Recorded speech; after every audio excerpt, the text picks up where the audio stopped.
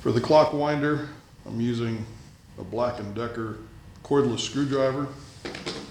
I've made a couple of rings to go around it. I slightly tapered this inside area so that when it slides down on here, it just gets snug. And that one goes on here. Now I'm going to take some wood strips and sand them and glue them into place all the way around here to complete this housing. When I assembled this, I put a piece of saran wrap pulled down tight over this cordless screwdriver.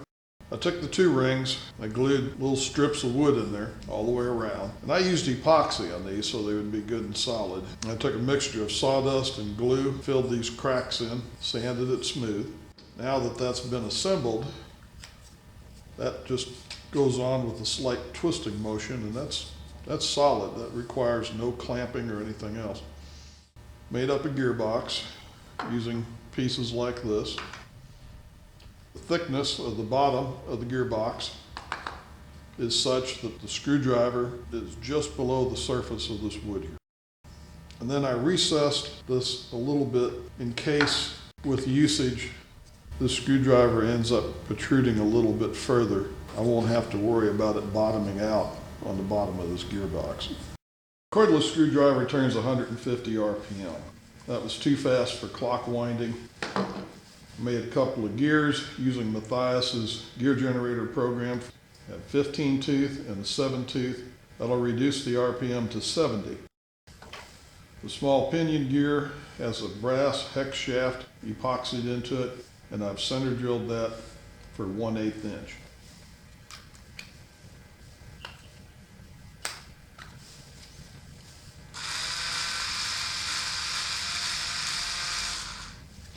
I want the output shaft in line with the screwdriver to be easier to operate.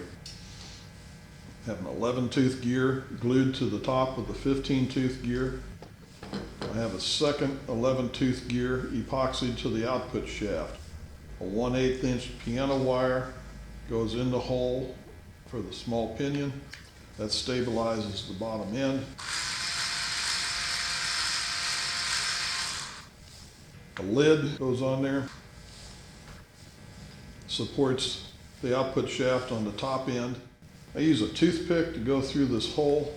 This is very handy for a lazy person like me to wind his clock, especially on a clock that I've converted to 48-hour run or longer. It takes a long time to wind that. There are several ways you can damage your clock by using one of these winders. Most of these clocks are going to wind in a clockwise rotation. You have to make sure your screwdriver is turning in the correct direction.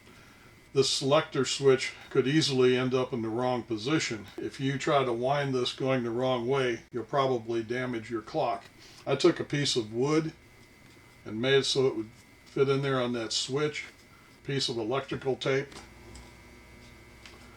keeps that switch from moving accidentally.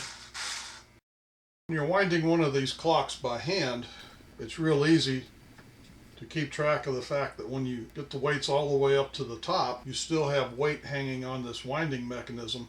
You gently let that come back down again until your winding clutch mechanism on this clock re-engages. If you have all that weight hanging on the winding mechanism and you just pull this off, that weight will slam down and you could very easily break your clicks. After using the winder couple of times, I found it was entirely too easy for this adapter to come off the winder, either while you were winding or when you were done, absent-mindedly just pulling it off, and that would allow the weight to drop on these winding clicks. So I made one of these adapters with what's called a J-slot, and that J-slot is on both sides. You put that adapter onto the clock, and then as you start winding, that J-slot engages. And you cannot pull this off until you let that back down again.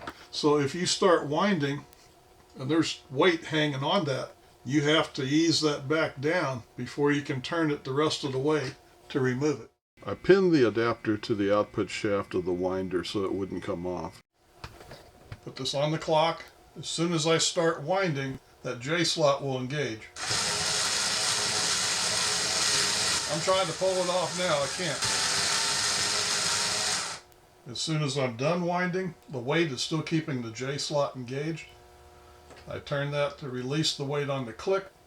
I turn a little more to release the J slot, and it comes off.